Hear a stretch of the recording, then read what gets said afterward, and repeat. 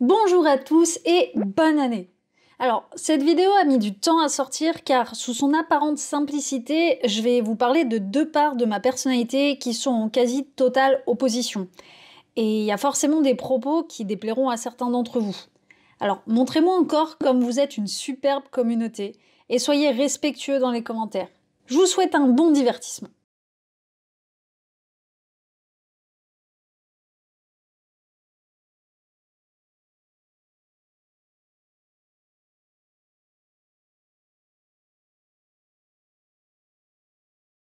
Salut à tous, c'est Loes et bienvenue dans ce En Parallèle où je vais juste vous parler de croyances et de sciences en partant de mon parcours personnel. Puisqu'avant de m'intéresser aux surdoués et à la cognition, j'étais assez anti-science. Avant tout, je tiens à préciser que je vais parler de mon expérience personnelle, que les mots utilisés ne seront peut-être pas parfaits et que je vais faire au mieux pour être précise.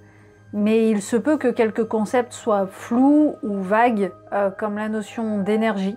On pourra en reparler dans les commentaires si vous voulez. Putain, et je pense à ma famille et à mes potes qui vont voir cette vidéo et connaître ces anecdotes.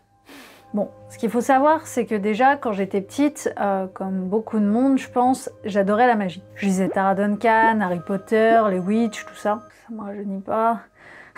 Et je passais beaucoup de temps dans les librairies et les bibliothèques. Et vous savez, il y a toujours des rayons ésotérisme dans les librairies. Bah, dans ces rayons-là, j'ai commencé à trouver mes premiers livres de sorcellerie. Et disons qu'à 12 ans, en étant fan de magie, forcément, moi, on me propose d'en faire à la maison. Ben, je fonce et j'achète avec mon argent de poche. Donc, je me suis rapidement retrouvée avec des livres comme ça. Bon, ça c'était en librairie et ça coûtait 20 €. Mais pour 3,90 € en bureau de tabac, j'avais aussi de quoi faire.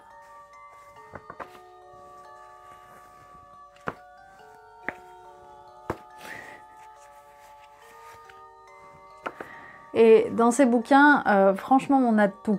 Même des rituels qui nous demandent d'utiliser notre sang. Avec du recul, je trouve ça chaud quand même. Mais bon...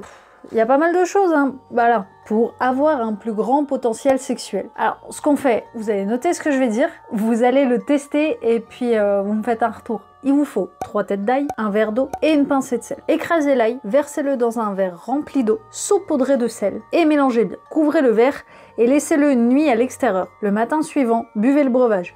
Ce rituel doit être renouvelé 1 jour sur 2 pendant 1 mois. La posologie.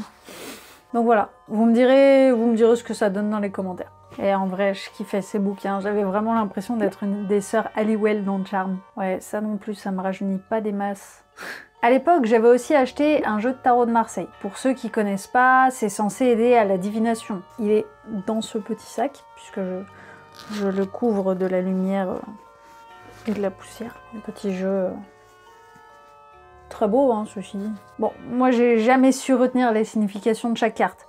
Mais en tout cas, il y a un truc fort qui s'est passé quand même avec ce jeu parce que je m'y suis attachée. Ce qu'il faut savoir, c'est que souvent dans l'ésotérisme, on va attribuer des énergies aux choses, aux objets, aux lieux, etc. Moi, mon jeu de cartes, je lui ai attribué une énergie qui lui est propre. Un esprit en quelque sorte. Quelque chose qui fait qu'à mes yeux, il est unique et il m'est lié à moi. Et quand je le prenais en main, j'avais franchement des frissons. J'avais vraiment l'impression que les cartes avaient une âme à part entière avec laquelle je pouvais communiquer par la pensée. C'est un peu, je sais pas, comme un doudou. Ça a beau être inanimé, c'est un objet à qui on a attribué un caractère particulier. Et d'ailleurs, en parlant d'objets particuliers, ensuite je me suis intéressée aux pierres. Ça, c'était déjà plus vers mes 19-20 ans.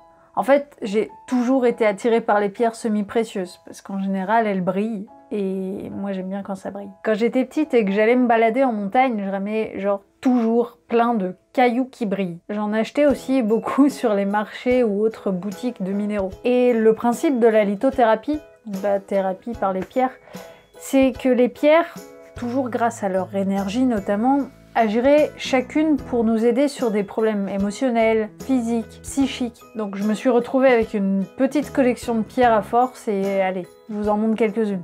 Ça, c'est une pierre de soleil. J'adore sa brillance. Elle serait bonne apparemment contre la morosité et la tristesse. Elle existe aussi en bleu et franchement, je la trouve juste magnifique. Là, c'est un œil de tigre. Mais regardez-moi ces reflets.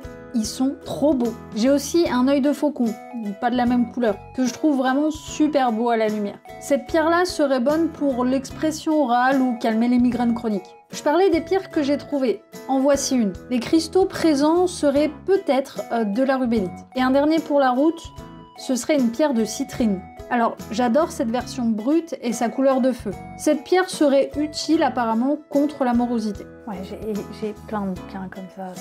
J'arrive pas à m'en séparer, je sais pas.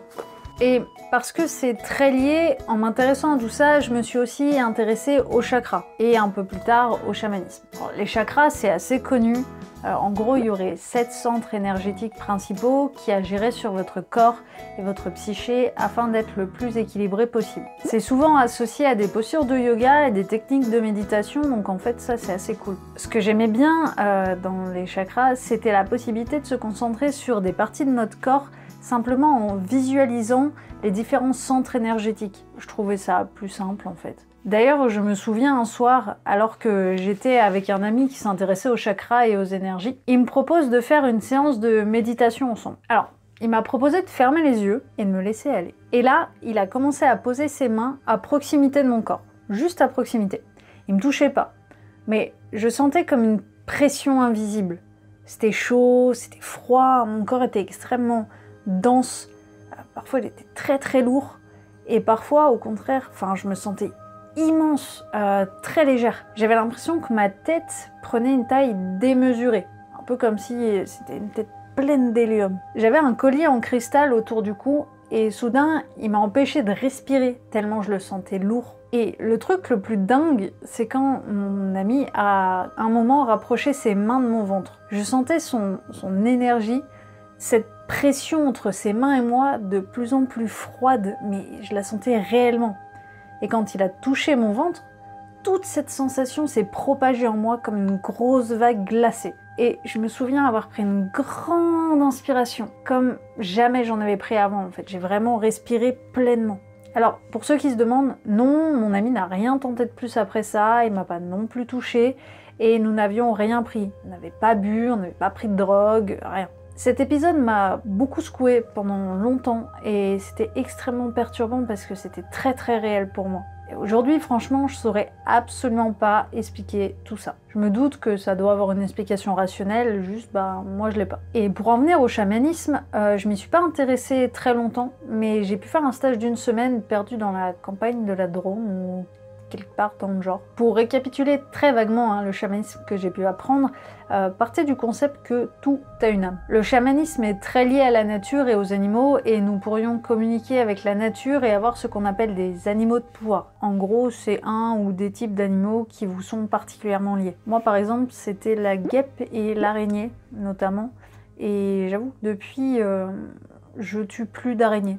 J'ai jamais trop aimé ça de base, mais voilà, j'arrive vraiment plus à les tuer et je sais pas, ça me fait quelque chose. Bon, je vais vraiment pas prendre le temps de détailler plus profondément parce que je veux pas que cette vidéo dure trop longtemps. Mais durant ce stage d'1 semaine, j'ai pu faire quelque chose d'intéressant, c'est une hutte de sudation. Pour ceux qui connaissent pas les huttes de sudation, en fait ce sont de gros saunas, mais version nature, autour de pierres incandescentes. D'ailleurs, franchement, faire chauffer d'énormes pierres sous la pluie, en pleine forêt, c'est vraiment intéressant à vivre. Ce qui était vraiment bien à faire avec cette hutte, c'est de la construire en fait de bout en bout.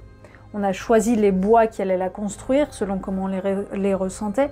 On a défini l'emplacement, on l'a construite, déconstruite. Puis ensuite, on y a vécu 2 fois des séances de 4 heures de sudation à l'intérieur. On était dans le noir, à chanter des chants chamaniques, assis ou allongés dans la boue. Et franchement, j'ai jamais autant kiffé la boue de ma vie. Et on faisait une pause toutes les heures pour boire un peu. Personne n'était obligé de faire cette hutte, toutes les personnes qui ne se sentaient pas ou qui avaient des problèmes de santé n'étaient pas obligées de la faire. Et c'était franchement très introspectif et très très fort. Spirituellement, c'est quelque chose qui secoue. Et en fait, ça rapproche beaucoup de soi, mais aussi des autres. Ne serait-ce que pour le fait de réussir à passer cette épreuve ensemble. Et en vrai, je garde un super souvenir de cette semaine. Du coup, je comprends le plaisir qu'on a adhéré à ces pratiques. C'est toujours très fort, toujours à part, ça fédère beaucoup et on croit facilement que tout est possible. On ne remet pas franchement les choses en question. Et pour être honnête, parfois cette espèce d'insouciance, de croyance aveugle que j'avais, bah ça me manque. C'était plus facile. Et c'est une période qui m'a aussi beaucoup aidée, parfois dans la façon de gérer mon stress et donc de moins me prendre la tête. J'étais dans mon petit monde, justifiant mon sentiment de différence par mon côté anti-système, personne ne comprend. J'étais anti-vaccin, j'étais anti-science et leur complot avec Big Pharma. J'étais finalement en fait fermée à beaucoup de choses. Du coup, vous devez vous demander pourquoi j'ai changé. En fait, déjà à l'époque, je remarquais que si quelque chose ne marchait pas, on me disait que c'était souvent nous qui ne voulions pas assez. C'était par exemple moi, je ne voulais pas assez fort. Je faisais pas de la bonne façon, j'y croyais pas assez. Et en aucun cas, c'était les pierres ou la méthode à remettre en question. En fait, le côté irréfutable des théories que j'ai rencontrées me gênait sans que je puisse vraiment dire pourquoi à l'époque. Je crois que j'avais envie et besoin de prouver la réalité des choses, de les tester. Et je me souviens qu'à l'époque, je me posais des questions sur l'effet des pierres et sur ce qu'était l'effet placebo, parce que je comprenais pas très bien ce concept-là. Et en fait, j'étais gênée par le fait de pas être en mesure de distinguer ce qui venait de la pierre de ce qui venait de moi. Du coup, j'avais un super beau carnet. Et dedans, j'avais écrit des choses, et notamment, j'avais écrit mon idée de l'effet placebo. J'avais mis l'effet placebo. Méthode thérapeutique pour un médicament sans principe actif. Le patient fera preuve d'autosuggestion et ne sera guéri que par la force de son esprit. Et mon avis à l'époque, c'était: les pierres ne contiennent pas de principe actif. Afin de recevoir leurs bienfaits, notre esprit doit y croire et ainsi s'auto-suggérer les principes, ou tout bonnement les accepter de la part de la pierre. En lithothérapie, l'effet placebo ne peut exister, ou s'il existe, il est le principe même du travail effectué. Il démontre la force de l'esprit et nos capacités infinies. Je me souviens que quand j'écrivais ça, je comprenais encore pas très bien, mais je vois que bon, j'étais pas très loin de ce que c'est que vraiment que l'effet placebo, mais voilà. Je commençais à me dire, et si en fait c'était que moi qui faisais le travail. Franchement, ce qui me faisait du bien, et j'en suis de plus en plus persuadée, c'est que quand j'utilisais ces pierres pour augmenter ma concentration, ou pour me déstresser, ou toute autre chose, c'était plutôt le fait de pouvoir externaliser ce que j'attendais de moi. En fait, au lieu d'attendre les choses de moi alors que je m'en pensais incapable, je l'attendais d'autres choses que j'estimais plus capable ou plus fort que moi. Et c'était beaucoup plus simple. Un jour, donc ma copine qui était en licence de psycho à l'époque m'a invité à participer à ses cours de zététique et autodéfense intellectuelle à la fac. Ils étaient tenus par Richard Monvoisin, docteur en didactique des sciences sur le sujet de la zététique. La zététique, c'est la façon d'apprendre à être sceptique et à douter des choses afin de ne pas se laisser avoir avec des techniques de manipulation notamment. Et franchement, ces cours, ils sont juste d'enfer. Ce prof, il est vraiment bon. Par contre, si vous devez suivre ces cours ou même les voir sur YouTube parce qu'ils sont présents, soyez prêts à vous remettre en question et pas toujours de la manière la plus douce. Richard Monvoisin, il est très bon, mais il mâche pas du tout ses mots. Et en parallèle, je découvrais aussi la chaîne d'hygiène mentale et ses superbes vidéos sur la zététique. En fait, je crois qu'entrer dans le monde de la science avec la zététique, c'est une bonne chose. Pour la simple et bonne raison que ça m'a déjà fait me rendre compte du nombre de biais que nous pouvons avoir sans nous en rendre compte. Du nombre de choses logiques, enfin qu'on trouve logiques, alors que juste on n'y a pas réfléchi. Je pense d'ailleurs à la série de vidéos d'Astronogeek, Hygiène mentale et d'autres sur ce qui concerne les crop circles. En gros, ils en ont créé un eux-mêmes et ils ont laissé les gens faire leurs pronostics sur l'origine du crop circle, humaine ou extraterrestre. Je vous mets le lien là-haut, franchement allez le voir, c'est énorme. Donc après tout ça, j'ai mieux compris pourquoi nous avons besoin de méthodes, et donc ici de méthodes scientifiques. Bon, par méthode scientifique, j'entends quoi? Simplement le fait d'avoir une théorie, d'en faire une prédiction, mais surtout de tester cette prédiction grâce à des expériences, puis d'en tirer une conclusion qui infirme ou affirme la théorie de base. La partie test à grande échelle est vraiment la plus importante. Parce que ce que je voyais avant, moi, c'est des gens qui ont des hypothèses, à la limite peut-être font un test sur eux-mêmes et en déduisent quelque chose. Ou ils ont des hypothèses, ils formulent des trucs dans leur tête et ils en font une conclusion. Et du coup, il n'y a pas cette partie vérification entre les deux. Enfin, il n'y avait pas cette partie vérification et c'est ça qui coinçait pour moi. Et notamment, une hypothèse pour être scientifiquement admissible, elle doit être réfutable. C'est-à-dire qu'elle doit permettre des expérimentations qui la confirment ou qui la réfute. Et ça me plaît beaucoup en fait, parce que sinon on tourne en rond, comme avec la Terre plate, qui du coup tourne pas en rond. Bon, après tout ça, qu'est-ce que je tire de ces années où je suis quand même passée d'un état d'esprit à son contraire? Et ben en fait, beaucoup de choses positives comme négatives. Désormais, je me méfie encore plus de tout et de tout le monde. Parfois, c'est lourd. Je prends aussi moins de plaisir face à certains divertissements qui n'ont pas de rigueur scientifique. Je m'autorise plus non plus à aller voir certains professionnels qui pourtant pourraient me faire du bien. Prenons un exemple. Depuis 10 ans, je fais du bruxisme.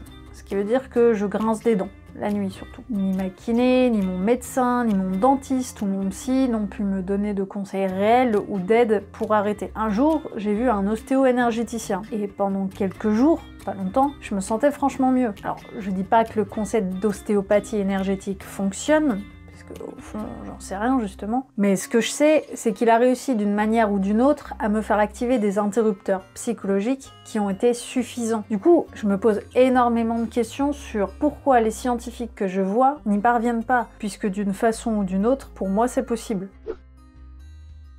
Déjà, j'ai réfléchi sur des sujets contre lesquels je m'offusquais sans comprendre pourquoi. Sans vraiment chercher plus loin que les idées vagues que j'avais ou que j'entendais par-ci par-là. Les vaccins par exemple. J'ai pu comprendre le principe de bénéfice-risque et j'ai trouvé ça hyper logique en fait. J'ai appris que je devais remettre les choses dans leur contexte, que ce n'est pas parce que quelque chose touche à mes émotions que c'est la réalité. J'ai appris à prendre du recul et à éviter quelques biais cognitifs. L'effet Barnum par exemple, que je repère dans certains discours qui m'auraient paru bien convaincants avant. Les discussions sont aussi plus logiques quand on parle avec une méthode scientifique. Normalement, pas d'arguments irréfutables, les choses évoluent, changent, se construisent et se déconstruisent. Et c'est ok. J'apprécie beaucoup ce que je connais de la méthode scientifique et de la méthode zététique. Ça veut pas dire pour autant que je pense que les scientifiques et les zététiciens détiennent tous la vérité. Je vois certains scientifiques aussi obtus que certains spirituels. Et en fait, ça me gêne tout autant. Bon, et les HPI dans tout ça? Comme je l'ai dit dans ma dernière vidéo, je vais baser mes connaissances sur ce que la science en dit. Parce que la psychologie et la cognition, c'est pas du spirituel. Ce ne sont pas des croyances. On peut tester un grand nombre de choses, les vérifier, les confirmer, les infirmer. Exemple, quand l'idée se répand que les enfants surdoués sont en majorité plus anxieux que les autres, des tests sont pratiqués et prouveraient qu'en définitive, ce ne serait pas le cas. Et en fait, pour moi, c'est ça qui devrait compter. La réalité globale, et pas juste la nôtre. Juste pour éviter d'avoir des idées reçues dès le départ, et pour être sûr d'où viennent les problèmes pour pouvoir y remédier correctement. D'ailleurs, ce que j'aimais dans les livres de lithothérapie que j'ai lus, c'est que certains ont la bonne conscience d'inscrire le fait qu'ils ne remplacent pas la médecine et ne viennent qu'en complément. J'appréciais ce côté-là, malheureusement, je sais que c'est pas le credo de tout le monde. Et c'est ça qui me fait un petit peu plus peur. Pour autant, je garde en tête que tout ça c'est complexe et que certains parviendront à se sentir bien grâce à autre chose que la science. Ou encore que certains concepts non prouvés parlent mieux que des théories testées. Ou encore qu'il est désagréable d'entendre que ce qu'on a l'impression de comprendre sur nous est en réalité pas vraiment réel. Mais juste, moi je souhaite pas répandre de fausses infos. Et pour ça, je peux pas me baser que sur ce que je crois ou vois ou sur mon expérience personnelle. Bon voilà, c'était un résumé court de mon parcours personnel de l'ésotérisme à la science. Aujourd'hui, j'avoue, j'essaie de trouver un équilibre entre mes croyances ou anciennes croyances et la réalité scientifique. Mais je me demande vraiment si c'est possible et je suis pas sûre de trouver une réponse. En attendant, je vous fais à tous de gros bisous et ciao bye. Si on prend l'agate par exemple, l'agate apaise l'environnement dans lequel elle se trouve. Par sa composition, elle va fluidifier et donc simuler le sens de l'ouïe. Appliquer l'agate sur le troisième œil, favoriser l'élocution sur le chakra de la gorge. Ça a l'air fou quand je raconte ça.